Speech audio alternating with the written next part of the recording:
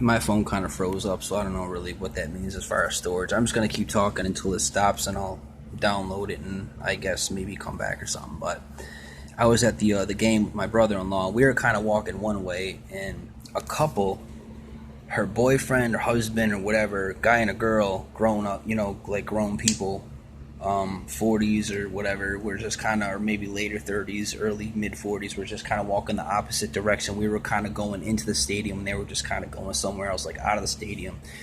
And not like the main entrance, but they were just kind of like, we were in the stadium, but they were just, they were heading towards that direction. We were heading deeper into the stadium, and there was like a bunch of like guys, 21. They had to at least been 21 because they were drinking. So they were at least 21.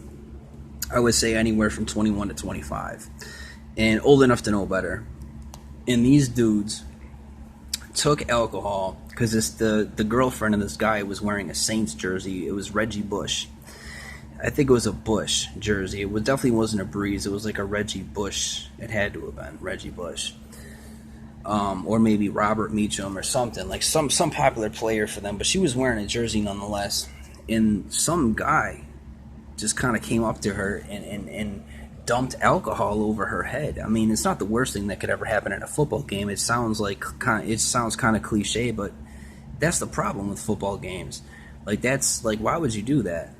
Like, I don't know, that's somebody's daughter, that's somebody's sister, maybe that's somebody's aunt, that's definitely somebody's daughter. Even if the parents are dead, she still has parents. Maybe that's somebody's mother. That was definitely somebody's significant other, because he was pissed, but he was just outnumbered. I mean, there was like, when I say there was bodies, there were like probably 10 or 15 guys, like really, I mean, there's nothing wrong with, but sometimes you just got to be smart and just, I mean, it's only alcohol, man. I mean, when you got 15 dudes with how you supposed to do, that's just really cowardice. But that's what happened. And it happened right in front of my face. I'm like, wow, really? And I mean, I knew the games were trash to begin with, and I didn't even really want to go. Definitely didn't pay for my ticket. The only reason I went is because he had season tickets, and he used to take my niece, and my niece at the time was like 15, and she didn't want to go anymore because people were acting stupid.